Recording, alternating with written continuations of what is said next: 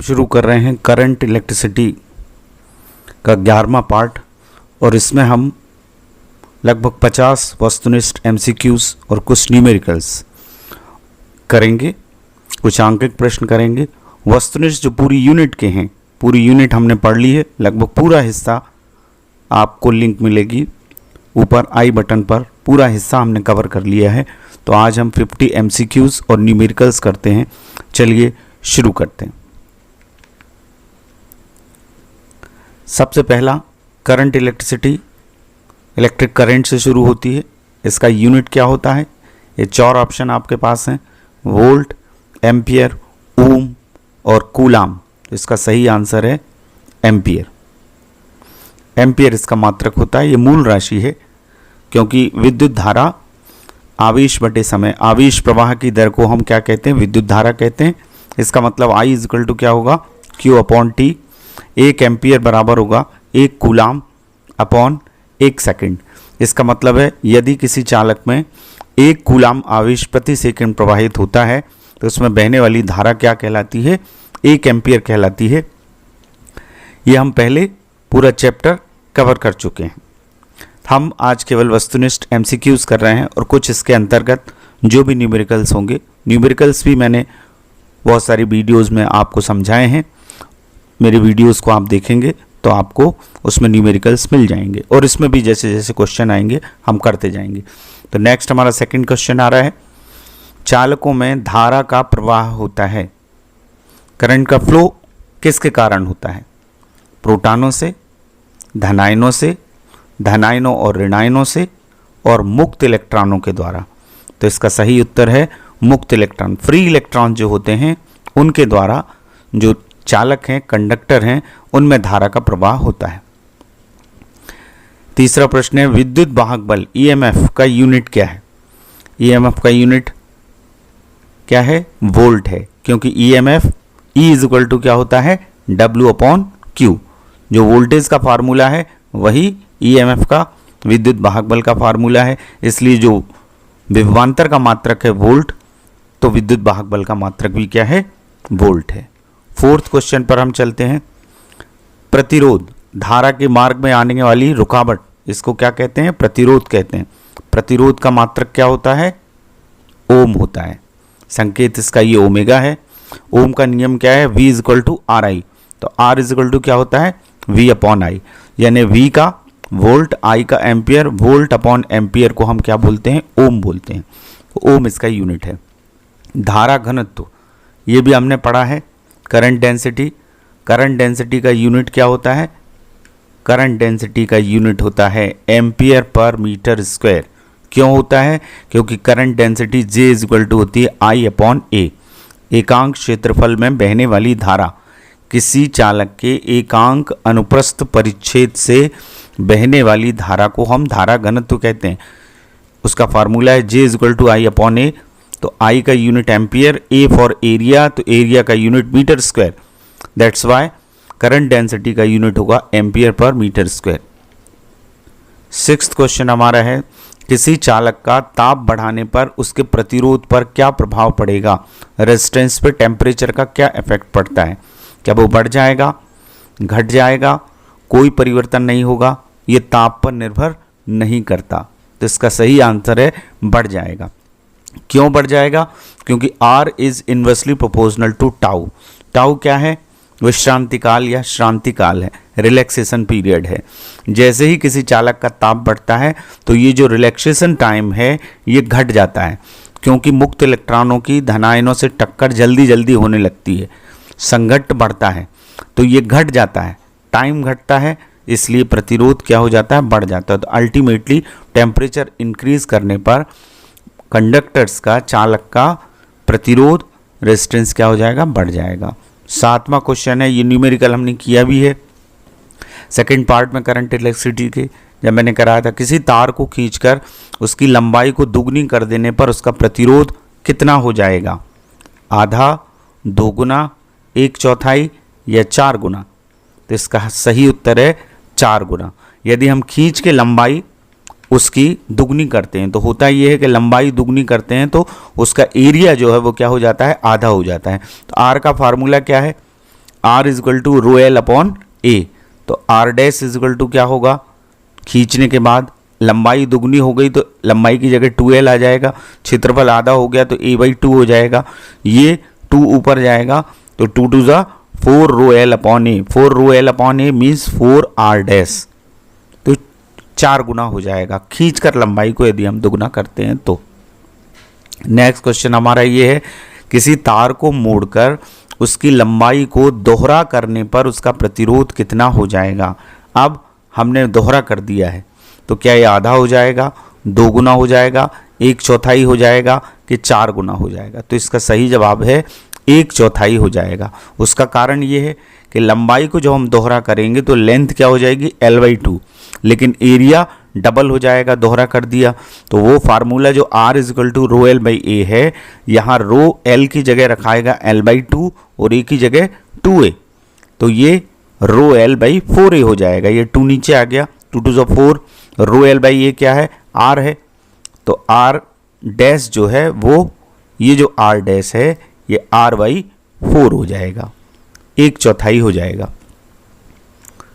विशिष्ट प्रतिरोध का यूनिट, विशिष्ट प्रतिरोध यहाँ आप देख रहे हैं ऊपर रो है, रो यदि इससे हम रो निकालें तो क्या आएगा, RA upon L, RA upon L से हम यूनिट निकाल सकते हैं, तो यूनिट इसका आता है ओम इंटू मीटर।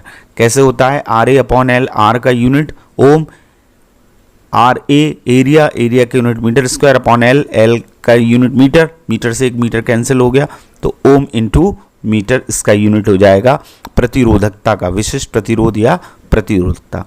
10th क्वेश्चन हमारा ये है, निम्न में से ओमीय प्रतिरोध हैं, ओमिक रेजिस्टेंस कौन कौन से हैं, संधि डायोड, तांबे का तार, एलईडी लाइट इमिटिंग डायोड और ट्रांजिस्टर। इसका सही जवाब है तांबे का तार। ये जो बाकी की चीज़ें आपको दिख रही हैं, संधि डायोड ये अर्धचालकों से बनता है, पीएन जंक्शन डायोड, एलईडी ये भी अर्धचालक से और ट्रांजिस्टर भी अर्धचालक से। ये ओम के नियम को फॉलो नहीं करते। ट्रांजिस्टर, संधि डायोड, एलईडी सारे के सारे सेमीकंडक्टर से बने होते हैं जो ओम के नियम का पालन नहीं करते, इनको अनओमीय प्रतिरोध कहते हैं। तो इन चारों में से तांबे का तार है, ये ओमीय प्रतिरोध कहलाता है। नेक्स्ट क्वेश्चन, ताप बढ़ाने पर किसका प्रतिरोध घटता है, कम होता है। धातुओं का तो बढ़ता है, तो सही आंसर क्या होगा, अर्धचालकों का, सेमीकंडक्टर्सों का। सेमीकंडक्टर्स का ताप जैसे बढ़ाया जाता है तो उनके कोवेलेंट बॉन्ड टूटते हैं जिससे इलेक्ट्रॉन फ्री होते हैं, तो उनका प्रतिरोध घटता है और चालकता बढ़ती है, क्योंकि चालकता प्रतिरोध का व्युत्क्रम होती है। नेक्स्ट क्वेश्चन हम देखते हैं, दो प्रतिरोधों के श्रेणी क्रम संयोजन में प्रत्येक प्रतिरोध में समान होता है। यदि सीरीज में 2 रेजिस्टर्स लगे हुए हैं तो क्या चीज़ समान होती है, डेरिवेशन हमने किया है। तो जब हम सीरीज में करते हैं तो केवल करंट जो है वो बराबर होती है, वोल्टेज सबके सिरों पर अलग अलग होता है, धारा समान होती है।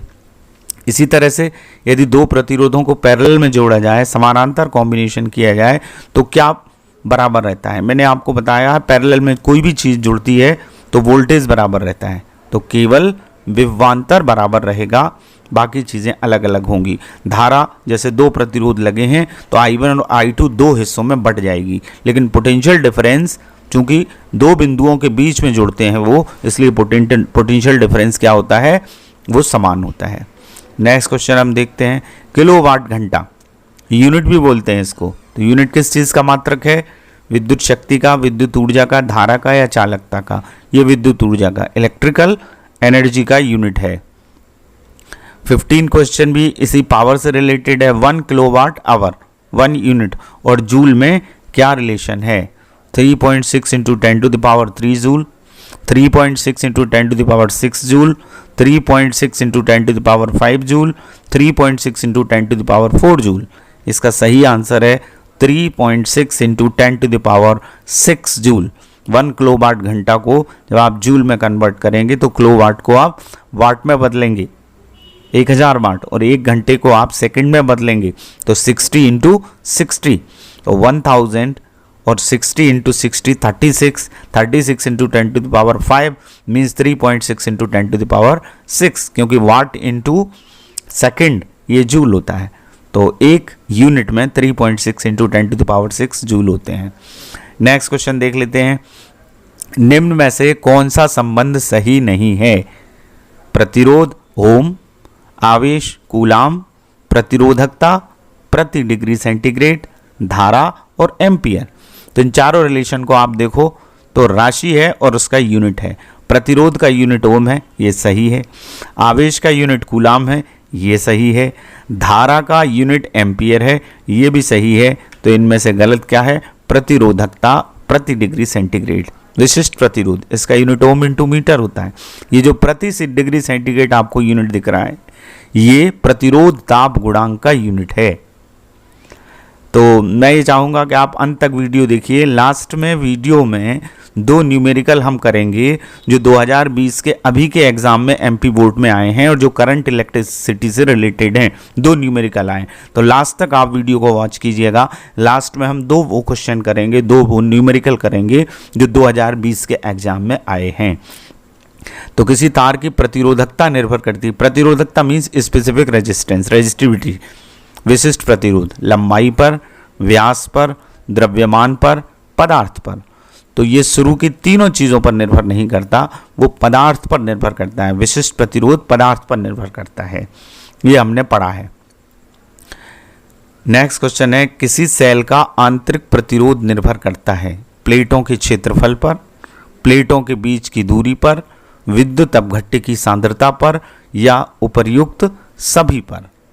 ये सभी पर निर्भर करता है। स्मॉल आर इन तीनों चीज़ों पर निर्भर करता है। और चौथी चीज़ ताप होती है, ताप पर भी निर्भर करता है। Internal resistance R equal to capital R E/V-1, ये डेरिवेशन हमने किया है।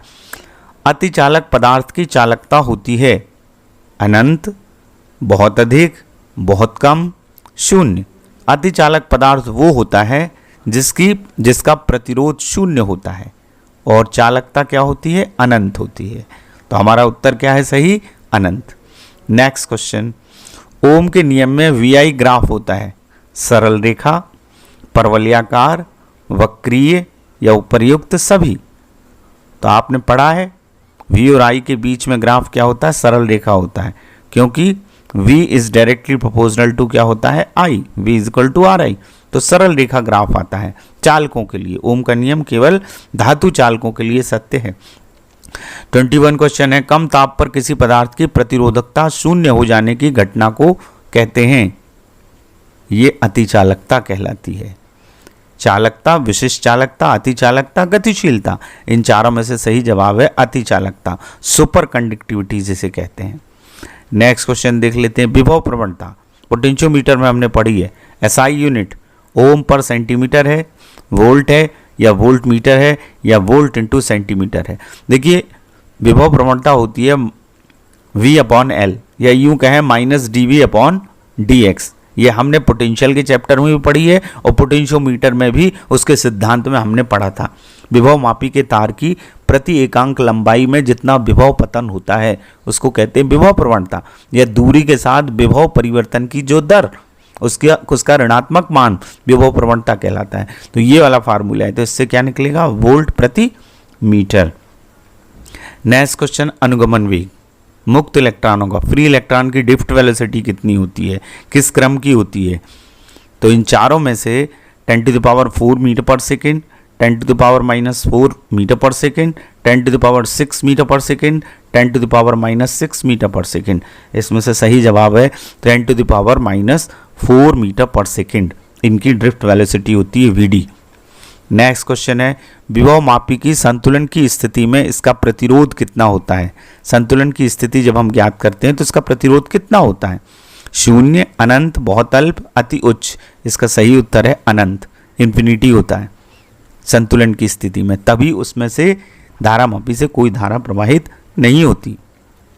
सुग्राहिता, सेंसिटिविटी बढ़ाने के लिए 25वां प्रश्न है, विभव मापी की सुग्राहिता बढ़ाने के लिए क्या करना चाहिए? इसके तार के सिरों पर विभवांतर अधिक होना चाहिए। दूसरा ऑप्शन है इसके तार की लंबाई कम होनी चाहिए।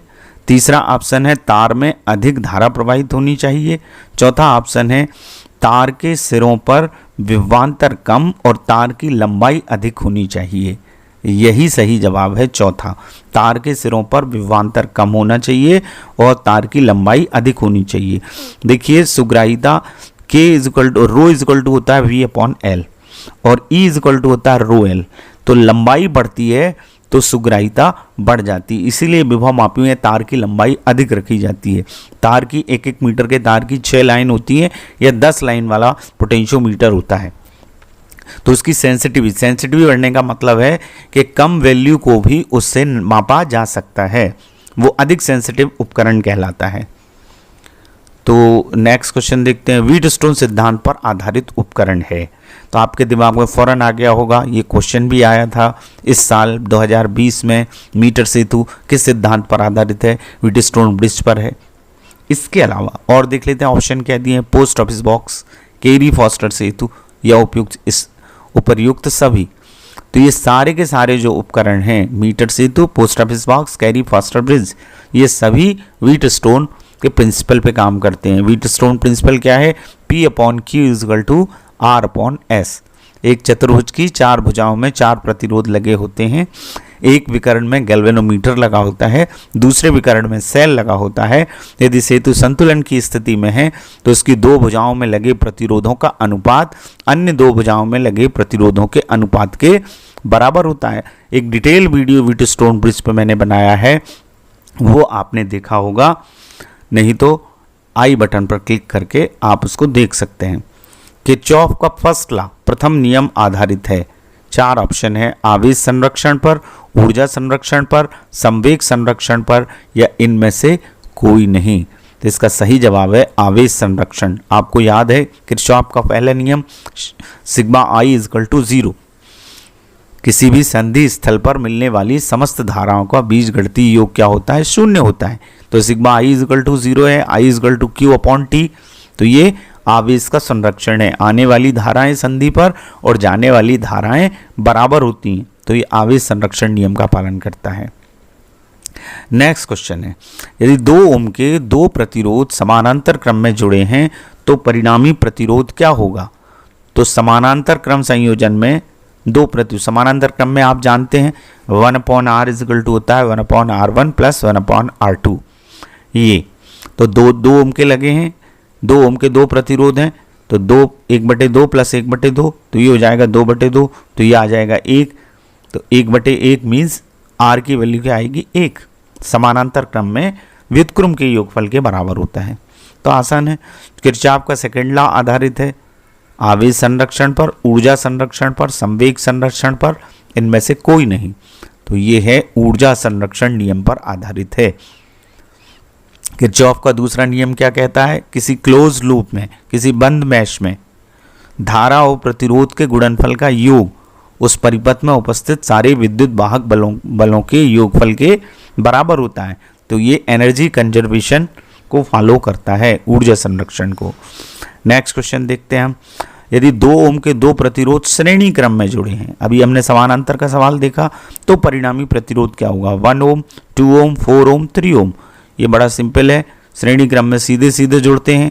R is equal to R1 plus R2 means R is equal to 2 plus 2 means 4 ohm आ जाएगा। विभव मापी क्या नापता है? पोटेंशियोमीटर। क्या टर्मिनल वोल्टेज, विद्युत वाहक बल, धारा या इनमें से कोई नहीं? तो आप जानते हैं विद्युत वाहक बल नापता है।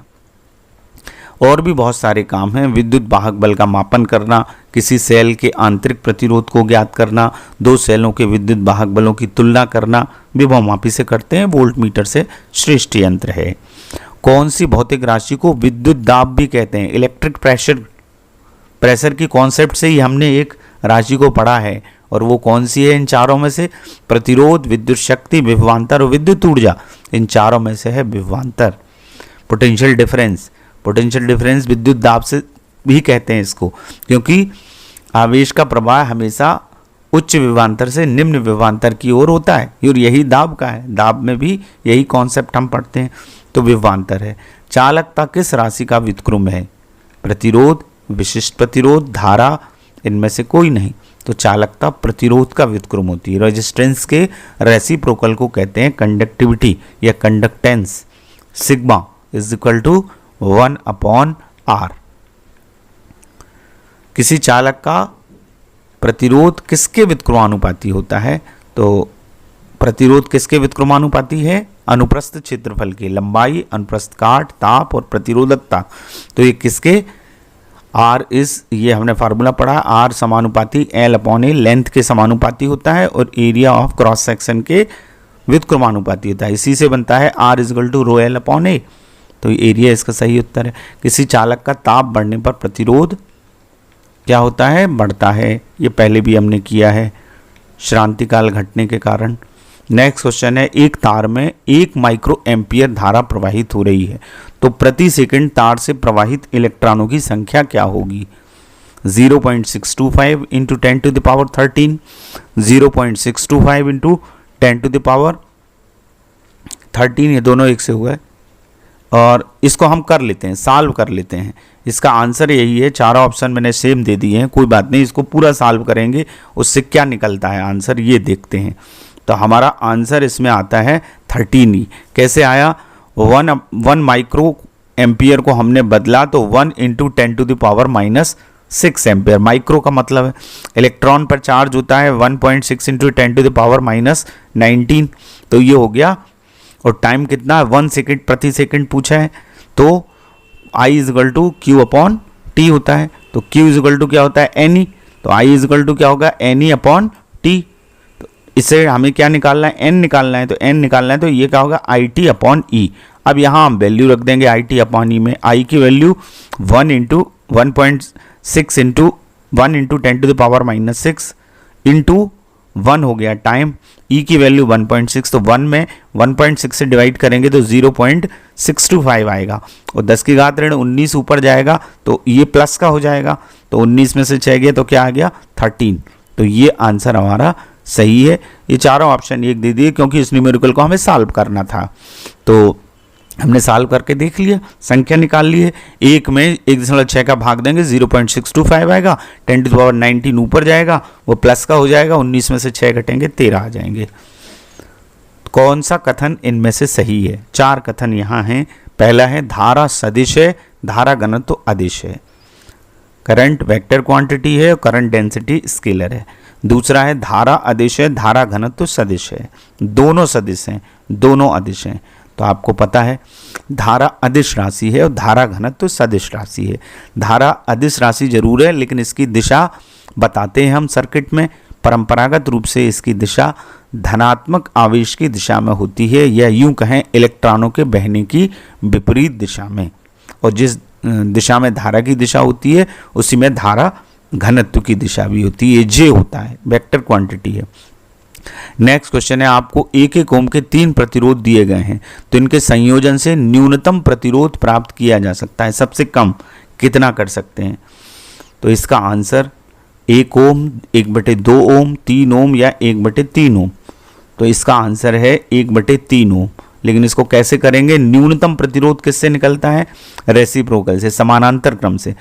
पार्श्व क्रम में जब हम लगाएंगे तो कितने हैं? 1 ओम के हैं 3 प्रतिरोध।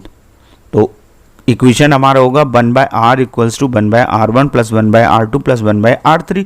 तो 1/R होगा 1/1 प्लस 1/1 प्लस 1/1। तो ये हो जाएगा 1/R is equal to 1 plus 1 plus 1, LCM 1 आ गया, 3/1। इसको पलटाएंगे तो 1/3।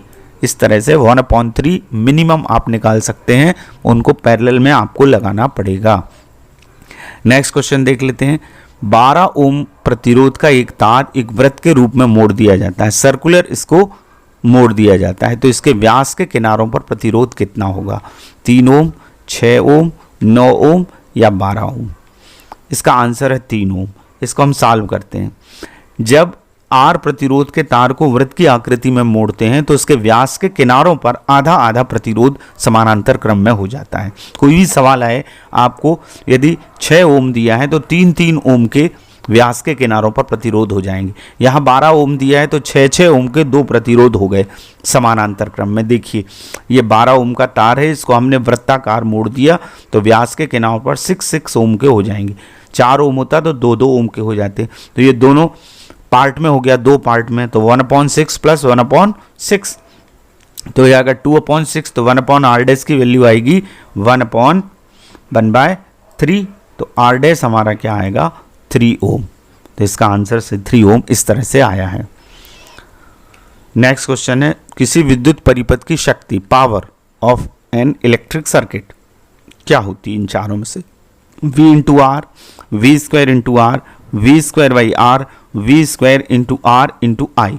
तो इसका सही जवाब है वी स्क्वायर बाई आर। शक्ति के 3 फार्मूले हैं। ऊष्मा का हमने एक वीडियो बनाया है शक्ति पर, आपने देखा होगा। तो P के 3 फार्मूले हैं, V square by R, voltage into current V I, और आई स्क्वायर आर। ये तीनों आप ध्यान रखिएगा।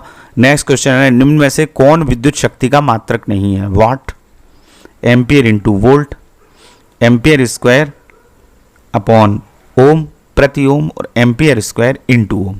अब ऊपर के तीनों फार्मूलों को देख के आप अंदाज़ा लगा सकते हैं कौन सा नहीं है। देखिए, इससे यदि अपन निकालेंगे तो आएगा वोल्ट स्क्वायर अपॉन आर का क्या, ओम।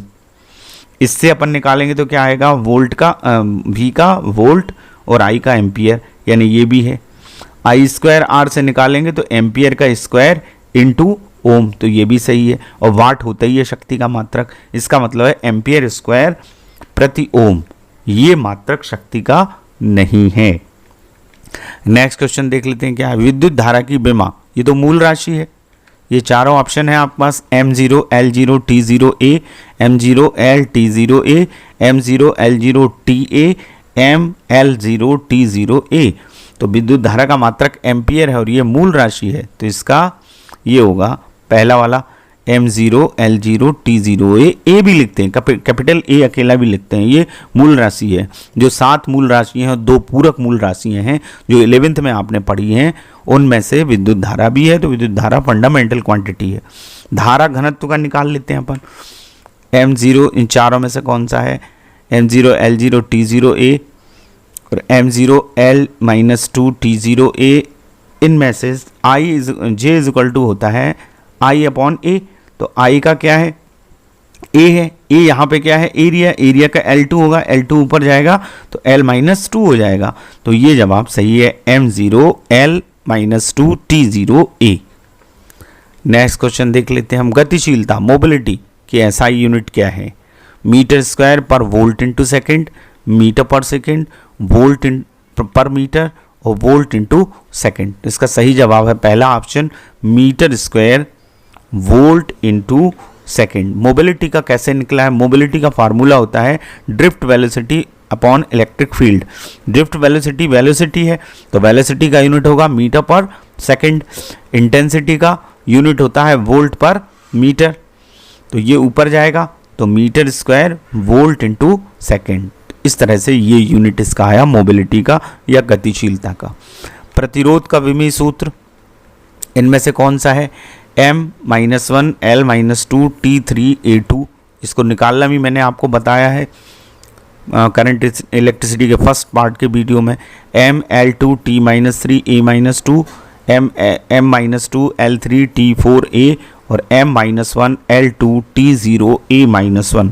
तो इसका सही उत्तर है ML2 T-3 A-2। R is equal to V upon I से निकल जाएगा ये। V upon I voltage upon धारा, वोल्टेज होता है V is equal to W upon Q।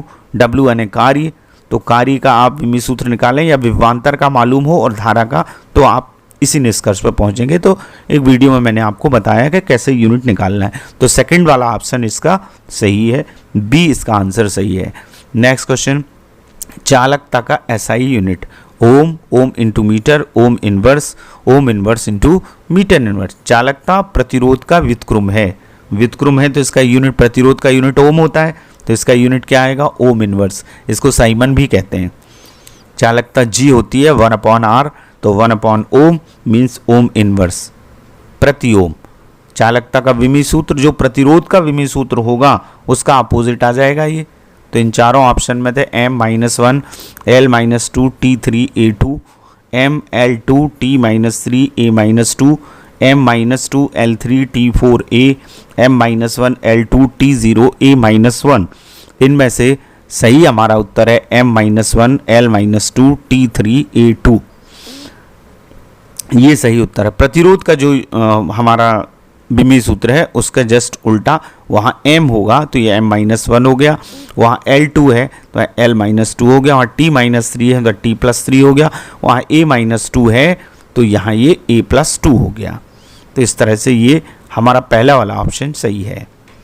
विशिष्ट प्रतिरोध का विमीय सूत्र, विशिष्ट प्रतिरोध का विमीय सूत्र है, प्रतिरोध का जो होता है उसमें एक L का और इंटू हो जाता है। प्रतिरोध में यहाँ L2 आता है क्योंकि ओम इंटू मीटर इसका यूनिट है, तो 1 मीटर का एक L और मल्टीप्लाई होगा।